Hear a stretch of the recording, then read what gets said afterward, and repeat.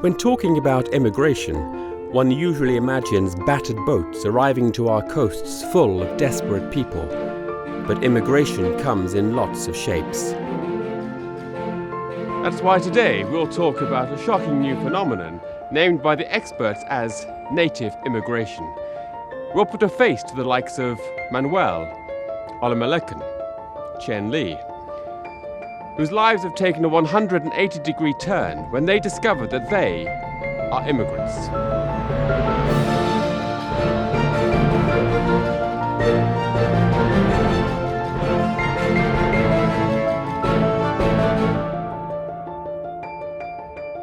Our trip starts in Ireland to meet Chen Lee, who is struggling to come to terms with the fact that she is Chinese. Me and my boyfriend, we discovered we are Chinese together, so it helped me cope with it. But I still don't know how I get used to it, knowing I'm not Irish anymore. My whole world turned upside down. What about your boyfriend? How's it affected him? He actually quite happy because he can now say he has average size willy without lying. Is there anything that maybe didn't make sense at first, but does now?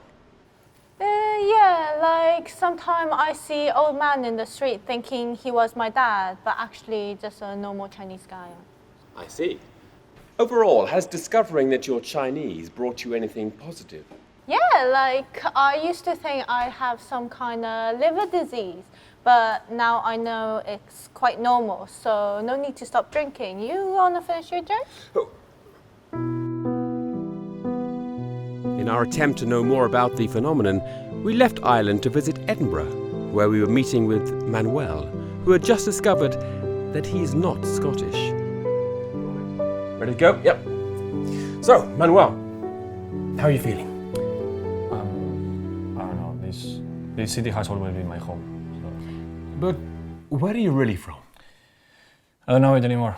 I thought I was like just a lazy Scot. It turns out that I'm a normal Spaniard. How has it affected your life? Well, last week, for example, my employer discovered the truth, and the first thing he did was lower my salary. Now I earn less than a Scottish person, but not as bad as if I was Polish. And when did you first discover that you weren't British? Well, a couple of weeks ago I went to renew my British passport, and there they told me that it wasn't a real British passport. It was just like a teddy bear's passport. So I started accepting that I am Spanish. Yesterday I sold my bagpipe and I bought this Spanish guitar, which I don't know how to play.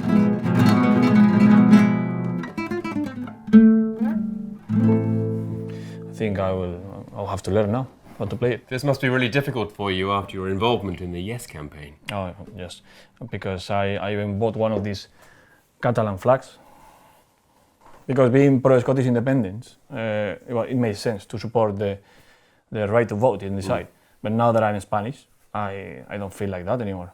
If they are Spanish, they like it or not. It. This is really going to affect your life, isn't it? Yes, of course it's going to change my life. I mean, I've been going out all my life wearing my kilt, proud of being Scottish. And now that I'm Spanish, I've been playing the fool. Because wearing a skirt if you're Scottish is okay, but if you're Spanish, it's just queer as And for example, these tattoos, I can cover those. But what about this one? But those are temporary tattoos. Yeah, but what if they weren't? But they are. But what if they weren't? No, but they are. Okay, what about this one then? Is that Nessie? These are just some examples of reality extending its tentacles, with cases being detected across the country, except in Wales. Apparently no foreigners want to live there. But where does this phenomenon originate from? A quick trip to the University of York may provide us with an answer. Could you outline your theory in a few words? Basically, it's a 1,000-page document, but it's mostly padded out with crap, so it should be easy.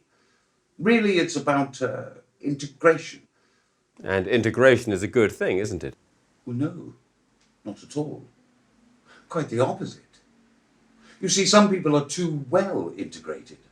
They learn the language, pay their taxes, hang out with the locals. they forget who they really are. They're a bit like HIV. They get into the DNA of society and merge with it, but without any real harm. It's a bit like a form of gentle HIV. Yes, that would be a good way to describe it. That's why it's the title of my new theory.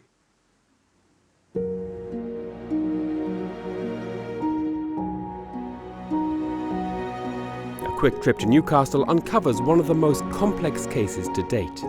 There we met with Olamilekan, for whom the discovery was especially hard, as he had always been involved in movements for pro-regulation of immigration. I'm just really confused right now, to be honest. Immigration has always been an issue for you, hasn't it? Yes, and it still is. I've been on a lot of marches against the government policy for letting foreigners into the country. There's no room here. We have no jobs. You know what I mean? And now, I'm black. What am I supposed to do? I'm just trying to start a new life. Learn more about myself. None of my friends from Phuket will ever talk to me again, which I can understand. They didn't react very well to the discovery, did they? No. And who would? They've been sharing the most vicious and battlefield hatred against foreigners with a person that turns out to be from Kenya. Kenya! What a shithole. They can't even speak proper English there, and they have those funny accents. Oh, I don't have money to buy shoes. Oh, I'm friends with crocodiles. I bet they even wear those loincloths there as well. Isn't that a little bit racist? Well, it was racist. I've always been racist. I like it. I mean, I really enjoy it. I've even got this. And now they're taking that away from me. I can't be racist towards black people because I'm one of them. I can say black people's brains are smaller and it would not be racist anymore, which is frustrating. Nothing I say can be racist. Nig. And also, you have to see this. They created a campaign with my face on the poster. I didn't realize this black guy here was me until yesterday. Is this a global phenomenon, or is it only occurring here in the UK? A journey to London promises to answer the question. Well, I'm here on this very wet morning at the Houses of Parliament to meet with Lisa Smith, the government's immigration advisor. Lisa Smith is the person in charge of a new campaign that will be launched in the coming months. My objective is to discover the official position. It turns out that her office is a 10-minute walk from the Parliament. Let me start this interview with a straight question. How serious is the situation, Mrs. Smith? Well, just put it this way. I can only imagine one thing more terrifying than a country invaded by immigrants, and that's discovering that you're one of them. Are there really so many people out there who don't know that they're immigrants? Hundreds, thousands, and that's a huge problem. It's very important that as a society, we help them. And how can the general public do that? It's very easy. Just tell them. If you see an immigrant, just tell them, you are an immigrant, as loudly as possible, in case they're not aware of their situation. But how can I tell if somebody is an immigrant? Sometimes it's very difficult to tell a native and an immigrant apart. We're not that different. I know, and that's why we've created giant billboards with examples of how they look, so the public can identify them in order to inform them. It's all part of our new campaign, the Government Office Helping Organize Multicultural Ethnicity Campaign, also known as GOHOME. Go home? No, GOHOME. We're going to put adverts on TV, and we even have a website where you can take an English language test to see if you are a foreigner or just really thick. And the website is? GOHOME now.eu. Gohomenow.eu. No. GOHOME now.eu. We have all sorts of awesome stuff. We have t-shirts, mugs, and badges. And we also have dossiers of information. For example, how to know if you might be Polish. You might be Polish if you can't read this leaflet as it isn't in Polish. You're part of organized crime. Or are you a plumber? I could even show you our skin tone chart. as That well, if won't be you like. necessary, thank you. Is the same thing also happening back home in America? What do you mean, back home in America? GOHOME. Government office helping organize multicultural ethnicity. You just told me I'm an immigrant. And you can be one too. GOHOME. So, where am I from again? GOHOME. Syria. GOHOME. Mom, you just told me I'm an immigrant. You knew that. How can you not tell me, Mom? Does Dad know? Obviously, in a discovery like this, there are always other perspectives.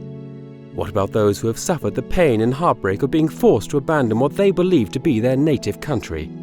We asked Stuart, originally from Bangalore, to show us his home city. So, as you can see over there, it's a castle. No. I don't know. Oh, it's a horn. You hear that horn? Oh, no, right. Hey, is that not a castle? That's a castle. You're not from here though.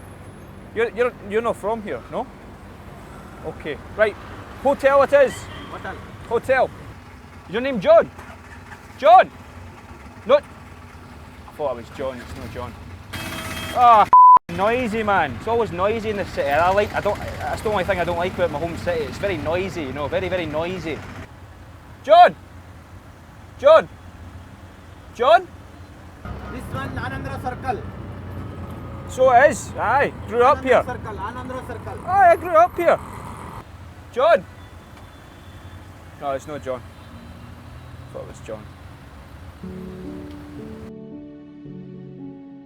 Stuart, who has been relocated to Glasgow, agreed to meet us at his local temple.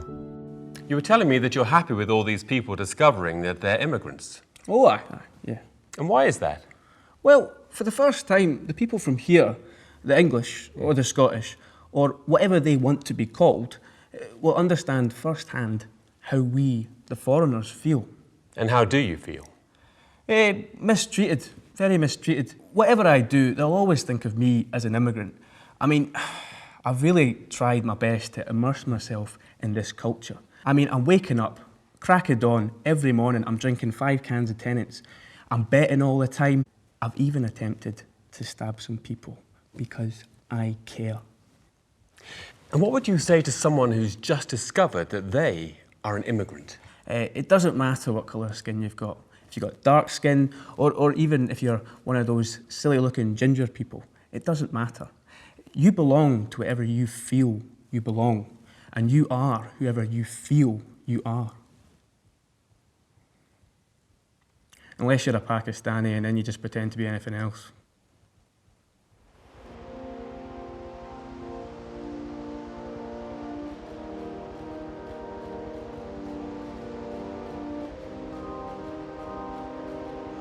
Immigration is a complex issue, but sometimes when you feel different, it's because you actually are different.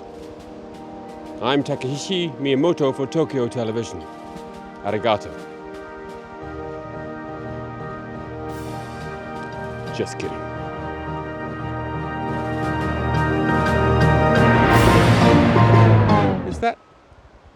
Is that Olamilekan? What are you doing with that, Olamilekan? Oh, my former friends from Phuket told me to go back to Kenya, you know. I don't want to steal their jobs, you know, which can happen because between you and me, they're kind of lazy.